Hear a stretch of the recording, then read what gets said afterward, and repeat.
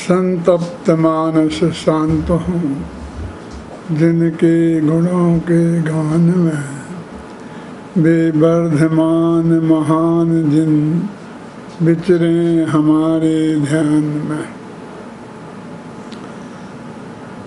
ये कोरोना का समय क्या समाया है कि जब ये लगा था कि आप अपने घर में बंद हो जाएंगे और आपको सब कामों से छुट्टी मिल जाएगी।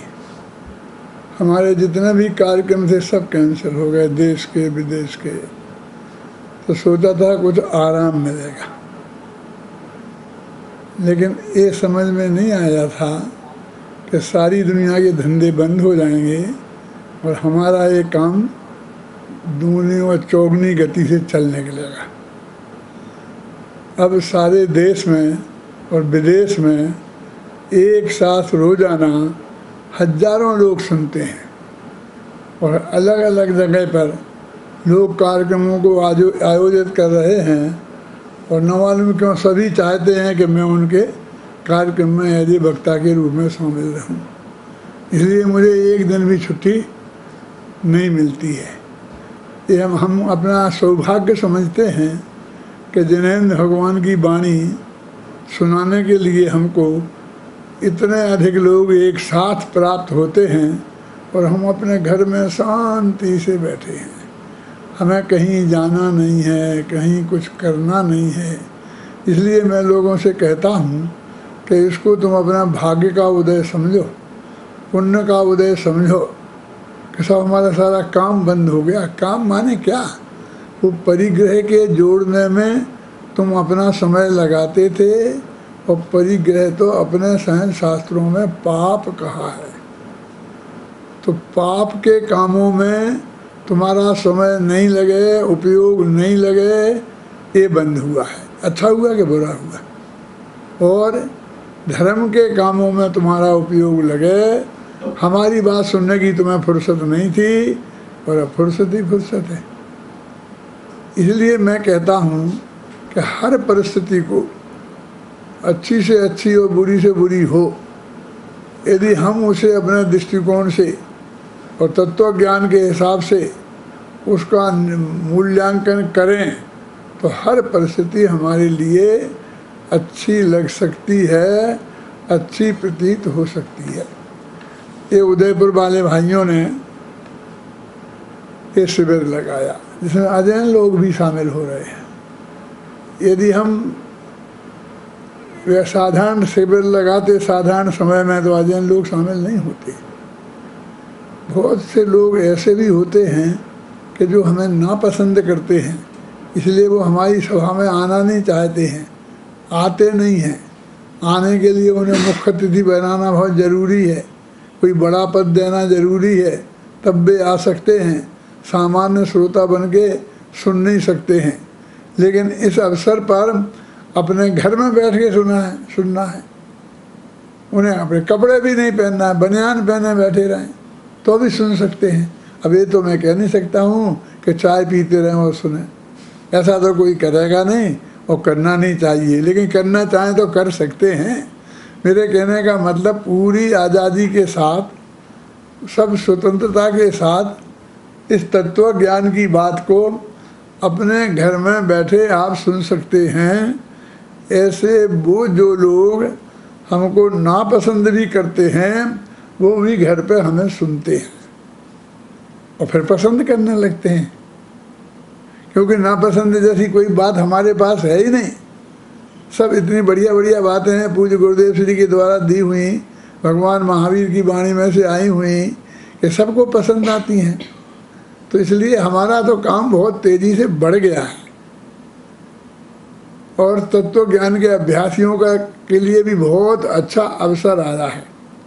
महाशास्त्र तत्वासुद ने शिविर लगाया, बहुत अच्छा किया। क्यों आप जानते हैं, जैन धर्म में 3 चीज़ें ऐसी हैं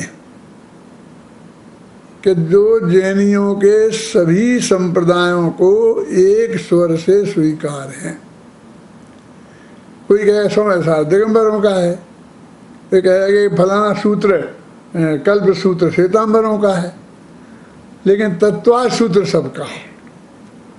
ये तत्वार्थ सूत्र एक ऐसी चीज़ है, तत्वार्थ की चर्चा एक ऐसी चर्चा है जो दिगंबरों की भी है, श्वेतांबरों की भी है, थानक वासियों की भी है, तेरापंथियों की भी है, 20पंथियों की भी है, उत्तर वालों की भी है, दक्षिण वालों की भी है। हमने ये तत्व ज्ञान का काम लिया है। हमें तत्व ज्ञान ही सारी दुनिया को सिखाते हैं, इसलिए हमारी बात श्वेतांबर भी सुनते हैं, दिगंबर भी सुनते हैं, तेरापंथी भी सुनते हैं, 20पंथी भी सुनते हैं, बहुत प्रेम से सभी लोग सुनते हैं। तो आपने ये तत्वार्थ सूत्र का शिविर रखकर ये बहुत बढ़िया काम किया है। मैं कोई औपचारिक बातें ही आपसे नहीं करना चाहता हूँ। ये बातें बहुत वक्त तक कर चुके हैं और आगे वाले भी वही करेंगे। इसलिए मैं जब मुझे तत्वार्थ सूत्र पर कुछ बोलने का अवसर मिला है तो मैं कुछ मार्मिक बातें तत्वार्थ सूत्र के मंगलाचरण के संदर्भ में आपसे बात करना चाहता हूँ। मोक्ष मार्ग संदेतारम भेदतारम कर्म भूवृताम ज्ञातारम विश्व तत्वानाम वंदे तदगुण लब्धये। देखिए, सभी संप्रदाय के लोग मानते हैं ना, चारों संप्रदाय के लोग, उनसे कहना चाहता हूँ कि ये जो मंगलाचरण है इसमें जो नमस्कार किया गया है हमारे भगवान को, वे दिगंबरों के भगवान है या श्वेतांबरों के भगवान है? इसमें लिखा है मोक्ष मार्ग के नेता। क्या हमें नेता आजकल पसंद नहीं है? वो गांधी जी वाले, नेहरू जी वाले नेता थे, वो पसंद थे। अब आज के नेता हमें पसंद नहीं है। अरे नेता कहते मोक्ष मार्ग के नेता हैं। नेता माने होता है ले जाने वाला, नए तीति नेता, जो ले जाए हमें रास्ते पर, अच्छे रास्ते पर, सच्चे रास्ते पर, उसे नेता कहते हैं। जो हमें हित का उपदेश दे उसे नेता कहते हैं। इन्होंने तो सबसे पहले मोक्ष मार्ग के नेता को नमस्कार किया। आप कहते हैं हमें नेता पसंद नहीं है, तो ये हमें सच्चा तत्व का उपदेश देने वाले नेता हैं और कर्म रूपी पर्वतों को भेजने वाले हैं, माने बीतरागी हैं। राग द्वेष इनके रंच मात्र भी नहीं है। और ज्ञातारम विश्व तत्वानाम, दुनिया की सब बातों को जानते हैं, यानी सर्वज्ञ हैं। यानी जो सर्वज्ञ, बीतरागी और हितेपदेशी हो, वही सच्चा देव है, वही सच्चा भगवान है। बोलो इसमें किसी को तकलीफ हो सकती है? और जितनी जितनी बातें आप करेंगे उन बातों में विवाद खड़ा हो सकता है कि सांप का जहर उतर जाता है, बिच्छू का जहर उतर जाता है। आप कह सकते हैं कोई हमें बिच्छू ने काटा था तो हमने तो बहुत नमोकार मंत्र पढ़ा, हमने बहुत किया, लेकिन वो तो कम हुआ ही नहीं हमारा दर्द। तो ये शिकायत कर सकते हैं, कोई कर सकता है हो गया था, कोई कह सकता है नहीं हुआ सकता, उसमें विवाद हो सकता है। कोई कहेगा कि ऐसा मानना मिथ्यात्व तो है, कोई कहेगा नहीं भगवान तो ऐसा करते ही हैं, कोई कहेगा करता है लेकिन करता है। लेकिन जो सारी दुनिया को जानते हैं, ये जो सर्वज्ञता विशेषण है, विश्व तत्वानाम ज्ञातारम, इसमें किसको ऐतराज हो सकता है? और वे किसी से राग द्वेष नहीं करते हैं। राग द्वेष कोई अच्छी चीज़ है कि किसी से वे राग द्वेष करें? अब ये दोनों बातें ऐसी हैं कि जिनके आधार पर ये अपने आप ही सहज सिद्ध होता है कि यदि वे राग द्वेष उनके नहीं हैं, यानी किसी से उन्हें राग नहीं है और किसी से द्वेष नहीं है, तो द्वेष की वजह से हम लोगों का बुरा चाहते हैं, राग की वजह से भला चाहते हैं। जब राग द्वेष ही नहीं है तो ना बुरा चाहेंगे ना भला चाहेंगे। कैसा बुरा नहीं चाहेंगे तो अच्छी बात है, लेकिन भला नहीं चाहेंगे ये तो कोई अच्छी बात नहीं है। भला तो चाहना चाहिए ना।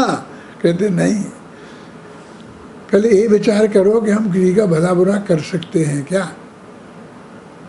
यदि हम कर ही नहीं सकते हैं, जैन धर्म कहता है कि एक द्रव्य दूसरे द्रव्य का भला बुरा, अच्छा बुरा, जीवन मरण कर ही नहीं सकता है, तो फिर किसी के राग करके और उससे भला करने की कोशिश करना ये कहाँ का उचित है? जितनी गलत ये बात है कि बुरा करने की बात, उतनी ही गलत भला करने की बात है। क्योंकि ना बुरा कर सकते हैं ना भला कर सकते हैं। यदि हम उनकी सर्वज्ञता के सही स्वरूप को जान लें, ये जान लें कि वो सब जानते हैं। क्यों साहब, कोई भी धर्म हो, जैन हो, हिंदू हो, मुसलमान हो, सब धर्म वाले अपने भगवान को सर्वज्ञ तो मानते ही हैं। सब धर्म वालों की एक विशेषता है, मैंने अपनी एक कोई कविता में लिखा है कि सभी अपने भगवानों को सर्वज्ञ और सब अपने गुरुओं को विशेषज्ञ मानते हैं, मर्मज्ञ मानते हैं। कोई धर्म वाला ऐसा नहीं है कि अपने किसी को भगवान मानता हो और उसे सर्वज्ञ न मानता हो, और अपने किसको गुरु मानता हो और उसको मर्मज्ञ नहीं मानता। सभी धर्म वाले मानते हैं। तो सभी धर्म वाले मानते हैं कि हमारा भगवान सर्वज्ञ है। सर्वज्ञ का सीधा सच्चा अर्थ क्या है? जो सारी चीज़ों को जाने, दुनिया में जो कुछ भी है, जो कुछ भी हो रहा है, जो कुछ भी हो चुका है और जो कुछ भी भविष्य में होने वाला है, वो सब जाने, ये सभी धर्म वाले मानते हैं। किसी धर्म वाले से कहो कि तुम्हारा भगवान भूत की बात तो जानता है, वर्तमान की भी जानता है, लेकिन भविष्य की नहीं जानता है, तो वो मानने को तैयार नहीं है। हमारा भगवान 2 नंबर का थोड़ी है। तुम्हारा तो तीनों काल की जाने और हमारा नहीं जाने। हमारा भगवान भी भविष्य की जानता है। अच्छा, भविष्य की जानता है तुम्हारा भगवान, तो फिर भविष्य में जो होना है वो जो वो बताता है, हमें कई बातें हमारे शास्त्रों में बताई हैं, वो सच्ची हैं कि झूठी? क्या बात करते हो? भगवान की बात झूठी कैसे हो सकती है? तो उसे हम बदल सकते हैं कि नहीं? यदि बदल सकते हैं तो सच्ची कहाँ रही? फिर ऐसा ही क्यों होगा? इतने बदलने वाले विकल्प वाले दुनिया में लोग हैं और किसी ने बदल दिया तो भगवान की वो भविष्य की बात झूठी हो जाएगी ना। आदिनाथ ने कहा था कि ये मारीच का जीव 24वां तीर्थंकर महावीर होगा, और बदल सकते होते कोई ना कोई तो बदल देते। और यदि वो ही बदल सकता होता, खुद तो बदल सकते हैं अपना कि नहीं, तो वो इतनी देर में क्यों मोक्ष जाता? वो तो अदितिनाथ हो जाता। उसे तो विरोध ही इस बात का हुआ था कि खुद को तो बता रहे पहला तीर्थंकर और मुझे बता रहे 24वां। दूसरा कहते तो मैं मान लेता, लेकिन इतना लंबा काल एक कोड़ा कोड़ी सागर का, और मैं संसार में भटकूंगा तब बाद में होऊंगा, तो उसने विरोध किया आदिनाथ का। और यदि विरोध नहीं करता तो वो 24वां कैसे होता? दूसरा ही हो जाता ना। इतने काल तक संसार में भटकना था, इसलिए तो उसने आदिनाथ का विरोध किया। क्या किया? ये भविष्य की जो बात कह रहे हैं ये सही नहीं है, मैं उसे पलट दूंगा। तो ये जो भगवान की बात को भविष्य की बात कहते हैं भगवान, और उसको जो नहीं मानता है वो मारीच जैसा होगा। मैं पलट दूंगा ऐसा मानते हैं, उसे जैसा मारीच को लाखों वर्षों तक भटकना पड़ा इस संसार में, वैसा भटकना पड़ेगा। तो सभी अपने भगवानों को सर्वज्ञ मानते हैं, भीतरागी मानते हैं, वो किसी से राग द्वेष नहीं करता है। तो वो तेरा भगवान है इसलिए तेरा भला कर देगा, और जो उसका जो शत्रु है, जो उसे गालियाँ देते हैं, उसको बुरा कर देगा। तो वो विराग द्वेष नहीं रहा, कहाँ रहा? भीतराग कहाँ रहा? वो तो जो अच्छे को भी और बुरे को भी एक समान व्यवहार करे, लोक में भी उसे ही अच्छा माना जाता है। तो हमारा वो भगवान सर्वज्ञ है, भीतरागी है, और दुनिया को हित का ही उपदेश देता है। सच्चे अर्थों में वो हितोपदेशी है। यही बात इसमें कही गई है निखिल मंगलाचरण में कि मोक्ष मार्ग का नेता है, विश्व के तत्वों को जानने वाला है, और सबके हित का उपदेश देने वाला है, भीतरागी है। ऐसा ये भगवान हमारा है, ये हम सब जैनी और जो भी इसमें सम्मिलित हुए हैं कि हर एक अपने भगवान को ऐसा ही चाहेगा।